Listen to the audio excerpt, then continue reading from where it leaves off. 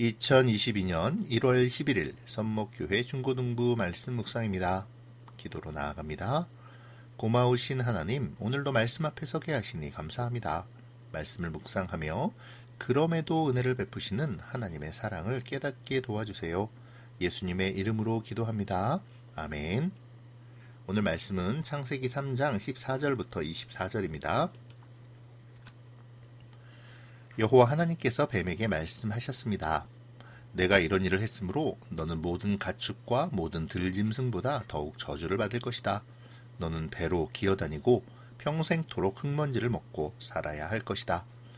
내가 너와 여자를 서로 원수가 되게 하고 내 자손과 여자의 자손도 원수가 되게 할 것이다. 여자의 자손이 내 머리를 부수고 너는 그의 발꿈치를 물 것이다. 하나님께서 여자에게도 말씀하셨습니다. 내가 너에게 아기를 가지는 고통을 크게 하고 너는 고통 중에 아기를 낳게 될 것이다. 너는 내 남편을 지배하려 할 것이고 남편은 너를 다스릴 것이다. 하나님께서 아담에게도 말씀하셨습니다. 너는 내 아내의 말을 듣고 내가 먹지 말라고 한 나무의 열매를 먹었다. 그러므로 너 때문에 땅이 저주를 받고 너는 평생토록 수고하여야 땅에서 나는 것을 먹을 수 있게 될 것이다.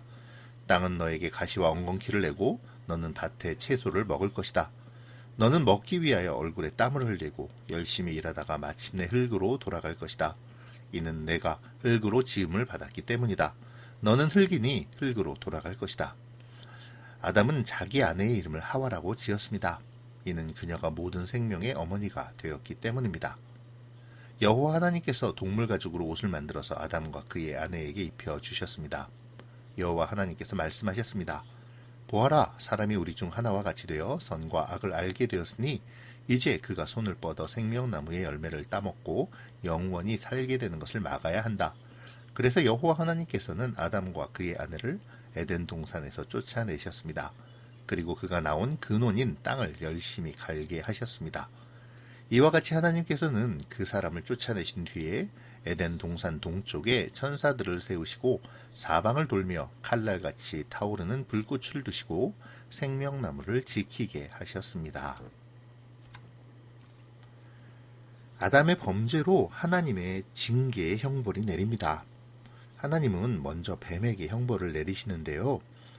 여자를 유혹하여 선악과를 먹게 함으로 이 땅의 죄가 시작되게 한 뱀의 죄는 가장 큰 것이었기 때문이죠. 그래서 하나님은 뱀에게 사는 날 동안 흙먼지를 먹고 배로 기어다니며 여자와 그의 후손과는 원수가 될 것을 선언하셨습니다. 결국 여자의 후손에게 머리가 부서지게 되는 형벌을 받게 되는 것이죠. 여기서 여자의 후손은 곧 예수님을 뜻하는데요. 하나님은 심판의 상황 속에서도 예수님에 대한 약속을 주심으로 하나님이 지으시고 기뻐하셨던 사람에 대한 사랑을 이어가시죠. 심판은 계속 이어집니다. 여자에게는 해산의 고통과 남편과의 갈등을, 아담에게는 평생토록 수고를 해야 하는 형벌과 더 나아가 흙으로 돌아가는 형벌이 주어집니다. 그리고 가장 큰 형벌인 에덴, 곧 하나님의 나라에서의 추방이 명령되죠. 에덴에서 추방하시는 이유는 그들이 생명의 나무의 열매를 먹음으로 영원히 살게 되는 것을 막기 위해서였습니다. 흙으로 돌아가게 하심과 생명나무의 열매를 먹지 못하도록 하심으로 인간에게는 죽음이 들어오게 되었죠.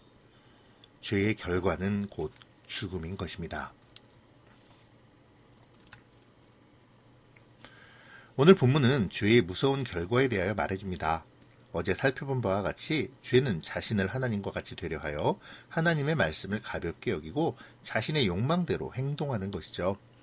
하나님의 말씀에 순종하지 않고 자신이 하나님이 된 양 살아가는 것을 말합니다. 이것은 오늘 무서운 결과를 낳음을 보여주는데요. 뱀과 여자, 그리고 여자의 후손은 원수가 됩니다. 여자와 남편도 서로를 지배하려 하는 관계가 되죠. 땅과 사람 역시 엉겅퀴를 내고 경작해야 하는 관계가 되어버립니다. 모든 관계가 갈등과 원수의 관계로 전락해버린 것이죠. 하지만 이것보다 더 무서운 결과가 있습니다. 곧 하나님의 나라에서 쫓겨나 죽음을 맞이하게 되었다는 것이죠.